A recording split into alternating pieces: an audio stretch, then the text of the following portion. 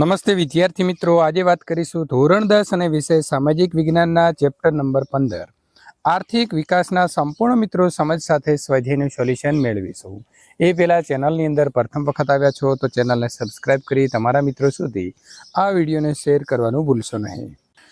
પ્રશ્ન નંબર 1, નીચેના પ્રશ્નોના ઉત્તર સવિસ્તર લખવાના છે। વિકાસશીલ અર્થતંત્રના કોઈ પણ 5 લક્ષણોની આપણે અહીં ચર્ચા કરવાની છે। તો અહીં મેં 5 જે છે તે લક્ષણોમાં પહેલું લીધું છે ગરીબી। દેશોની અંદર ગરીબ લોકોનું પ્રમાણ દેશની કુલ વસ્તીના લગભગ 3/4 ભાગ જેટલું હોય છે। ગરીબીનું કારણ તીવ્ર બેરોજગારી અને આવકની અસમાન વહેંચણી માટે જવાબદાર છે। નંબર 2, નીચી માથાદીઠ આવક। વિકાસશીલ અર્થતંત્ર ધરાવતા દેશોની વસ્તી વૃદ્ધિનો દર ઊંચો હોવાથી માથાદીઠ આવક ઓછી હોય છે। આના પરિણામે લોકોનું જીવન ધોરણ જે છે તે નીચું રહે છે। નંબર 3, આવકની વહેંચણીની અસમાનતા। તો આ સમાનતા ગ્રામીણ અને શહેરી બંને વિસ્તારોની અંદર પ્રવર્તે છે। રાષ્ટ્રીય આવક તેમજ ઉત્પાદનના સાધનોની માલિકી અને વહેંચણીમાં ઘણી અસમાનતા હોય છે। તળિયાના 20% ગરીબ લોકો રાષ્ટ્રીય આવકના 10% હિસ્સો ધરાવતા હોય છે, જ્યારે દેશના 20% ધનિક લોકો આવકનો 40% જે હિસ્સો છે તે ધરાવતા હોય છે। નંબર 4, વસ્તી વૃદ્ધિ। તો આ દેશની અંદર વસ્તી વૃદ્ધિનો વાર્ષિક 2% કે તેથી વધારે દર જે છે તે હોય છે। બેરોજગારી। તો બેરોજગારીનું પ્રમાણ શ્રમિકના 3% કરતાં વધારે હોય છે। આ દેશોની અંદર મોસમી ઔદ્યોગિક અને અન્ય પ્રકારના બેરોજગારીનું પ્રમાણ વધારે હોય છે। નંબર 6, કૃષિ ક્ષેત્ર પર અવલંબન। તો આર્થિક પ્રવૃત્તિ ખેતી છે। દેશના 60% કરતાં વધારે લોકો બેરોજગારી માટે ખેતી ઉપર આધારિત હોય છે। દેશની રાષ્ટ્રીય આવકની અંદર ખેતીનો ફાળો 25%ની આસપાસ હોય છે। નંબર 7, દ્વિમુખી અર્થતંત્ર। તો આ દેશોની અંદર અર્થતંત્રનું સ્વરૂપ દ્વિમુખી છે। આ દેશોની અંદર જૂની યંત્ર સામગ્રી, પછાત અને રૂઢિચુસ્ત સામાજિક માળખું અને વ્યાપક બેરોજગારી વગેરે પ્રવૃત્તિ છે।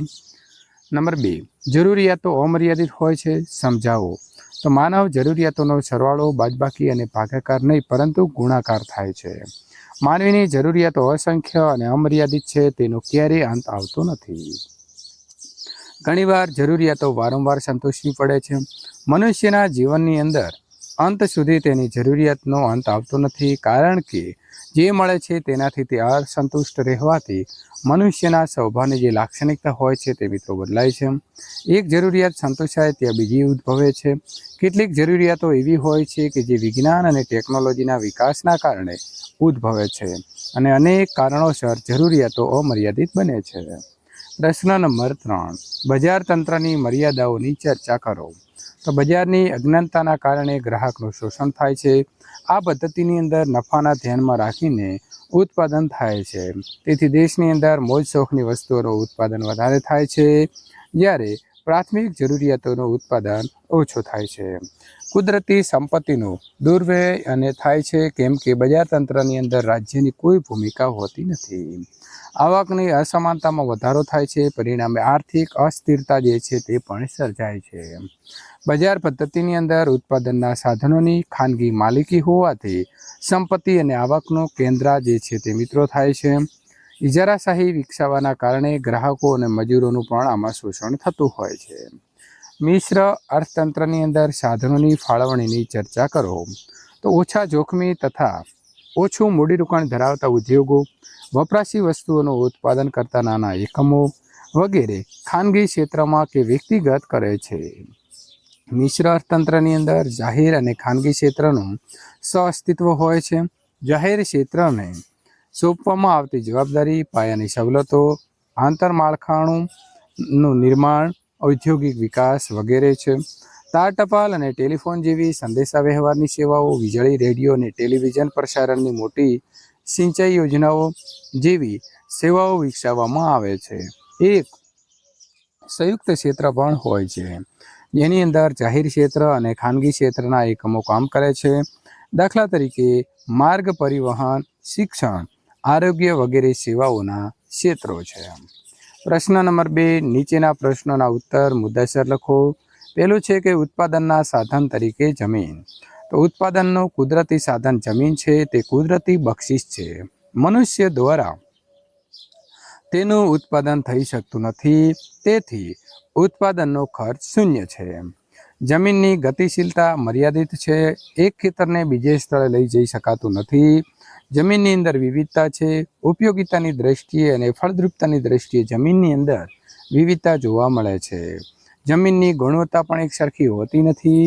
જમીન માનવ સર્જિત સાધન નથી. માનવીએ બુદ્ધિપૂર્વક આયોજન અને ટેકનોલોજી દ્વારા તેનો કાર્યક્ષમ ઉપયોગ કરવો જરૂરી છે. અર્થશાસ્ત્રની ભાષામાં કુદરતે સર્જન કરેલી વિનામૂલ્યે પ્રાપ્ત થયેલી તમામ સંપત્તિ જેને આવકનું સર્જન કરવામાં ઉપયોગમાં લઈ શકાય તેને આપણે જમીન કહીએ છીએ. પૃથ્વીની સપાટી ઉપરાંત તળાવ, નદીઓ, જંગલો, ખનિજ સંપત્તિ વગેરે પણ જમીન કહેવાય છે. પ્રશ્ન નંબર 2, સમાજવાદી પદ્ધતિની ખામીઓ. તો સમાજવાદી પદ્ધતિની અંદર વ્યક્તિગત સ્વાતંત્ર્ય જળવાતું નથી. ચીજવસ્તુના ઉત્પાદનને ઉત્તેજન મળતું નથી, કેમ કે ઉત્પાદનની અંદર સાધનોની માલિકી રાજ્યની હોય છે. તેના અર્થતંત્રની અંદર રાજ્યનો સંપૂર્ણ હસ્તક્ષેપ હોય છે. તેથી અમલદારશાહીનો ભય પ્રવર્તે છે. અર્થતંત્રની અંદર સંશોધનને ગતિ મળતી નથી, કેમ કે સ્પર્ધા કે હરીફાઈનો તત્વનો અભાવ હોય છે. પ્રશ્ન નંબર મિત્રો 3, આર્થિક વૃદ્ધિ અને આર્થિક વિકાસ વચ્ચેનો તફાવતની ચર્ચા કરો. તો પહેલું છે કે અર્થતંત્રની અંદર થતા પરિવર્તનના આધારે જો જોઈએ તો ખેડાણ જમીનમાં વધારો થવાથી ખેત ઉત્પાદનમાં થતો વધારો એ આર્થિક વૃદ્ધિ દર્શાવે છે.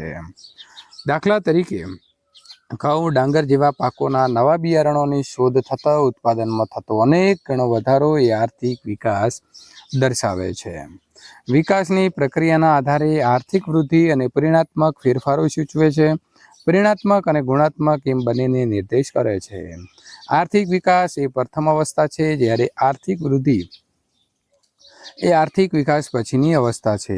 એટલે કે આર્થિક વૃદ્ધિ એ આર્થિક વિકાસનું પરિણામ છે.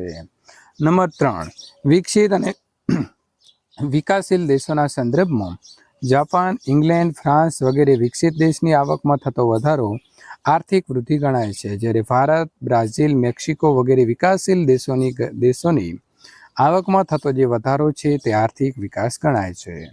પ્રાથમિક ક્ષેત્ર વિશે નોંધ લખો. તો રોજગારી અને રાષ્ટ્રીય આવકમાં પ્રાથમિક ક્ષેત્રનો હિસ્સો સૌથી વધારે હોય છે.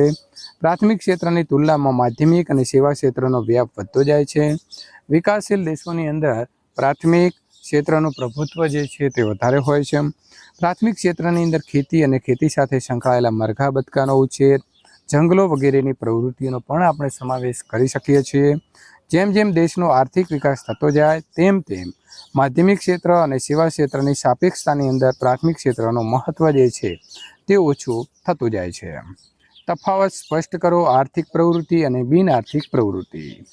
તો આર્થિક પ્રવૃત્તિની અંદર આપણે લખીશું કે ચીજવસ્તુઓ કે સેવાઓના વિનિમય દ્વારા આવક મેળવવાની કે ખર્ચવાની પ્રવૃત્તિ આર્થિક પ્રવૃત્તિ કહેવાય છે. દાખલા તરીકે ખેડૂત, શિક્ષક, વકીલ, ઇજનેર વગેરે.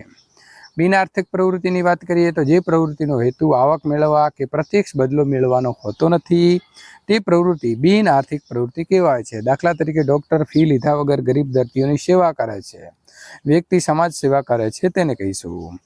આર્થિકમાં વાત કરીએ તો તેઓ આવક મેળવી અથવા તો ખર્ચ કરી જુદી જુદી વસ્તુઓ અને સેવાઓ મેળવે છે. તેઓ કોઈપણ સ્વરૂપના બદલાની અપેક્ષા વિના કામ કરતા હોવાથી તેમની પ્રવૃત્તિ બિન આર્થિક પ્રવૃત્તિ કહેવાય છે. આર્થિક પ્રવૃત્તિની વાત ત્યાર પછી પ્રશ્ન નંબર મિત્રો આપણે આગળ વાત કરવાના છીએ. નીચેના પ્રશ્નોના ઉત્તર જે છે તે ટૂંકમાં લખો. આર્થિક વિકાસ એટલે શું? તો આર્થિક વિકાસમાં દેશની રાષ્ટ્રીય આવકમાં તેમજ લોકોની માથાદીઠ આવકમાં વધારો થાય છે, જેના પરિણામે લોકોના જીવન ધોરણમાં સુધારો થાય છે. ઉત્પાદનના મુખ્ય સાધનો કયા છે જણાવો. તો જમીન, મૂડી, શ્રમ અને નિયોજન. આર્થિક પ્રવૃત્તિનો અર્થ જણાવો. તો ચીજવસ્તુઓ કે સેવાઓના વિનિમય દ્વારા આવક મેળવવાની કે ખર્ચવાની પદ્ધતિને આર્થિક પ્રવૃત્તિ કહે છે. દાખલા તરીકે ખેડૂત, શિક્ષક, ડૉક્ટર, વકીલ, વેપારી વગેરેની જે પ્રવૃત્તિ છે તેને આપણે આર્થિક પ્રવૃત્તિ કહીશું. પ્રશ્ન નંબર 4, ભારતે કઈ આર્થિક પદ્ધતિ અપનાવી છે? તો ભારતે મિશ્ર અર્થતંત્રની આર્થિક પદ્ધતિ ભારતે અપનાવી છે. સાધનોનો વૈકલ્પિક ઉપયોગ એટલે શું? તો ઉત્પાદનનો કોઈ એક સાધન એક કરતાં વધારે ઉપયોગમાં આવતું હોય તો તે સાધન અનેક ઉપયોગો ધરાવે છે. આ સાધનનો એક સમય એક જ ઉપયોગ થઈ શકે છે, તેથી આ ઉપયોગ વૈકલ્પિક છે. જમીનની અંદર મગફળી, મકાઈ કે અન્ય પાકો જે છે તે લઈ શકાતા નથી. પ્રશ્ન નંબર 5, નીચેના દરેક પ્રશ્નને નીચે આપેલા વિકલ્પમાંથી સાચો વિકલ્પ પસંદ કરી અને જવાબ આપવાનો છે. તો પહેલું છે કે આર્થિક રીતે ભારત કેવો દેશ છે? તો વિકાસશીલ, એટલે કે સી જવાબ સાચો છે. નંબર 2, વિશ્વ બેંકના 2004ના અહેવાલ મુજબ માથાદીઠ આવક કેટલા ડોલરથી ઓછી હોય તો તે વિકાસશીલ કહેવાય? તો $735, એટલે કે સી. કઈ પદ્ધતિને મુક્ત અર્થતંત્ર કહેવાય છે? તો બજાર પદ્ધતિ. પશુપાલન વ્યવસાયનો સમાવેશ અર્થતંત્રના કયા વિભાગમાં થાય છે? તો પ્રાથમિક. વિદ્યાર્થી મિત્રો, આ પ્રકારના સોલ્યુશન મેળવવા માટે ચેનલને ખાસ સબસ્ક્રાઇબ કરી દેવી.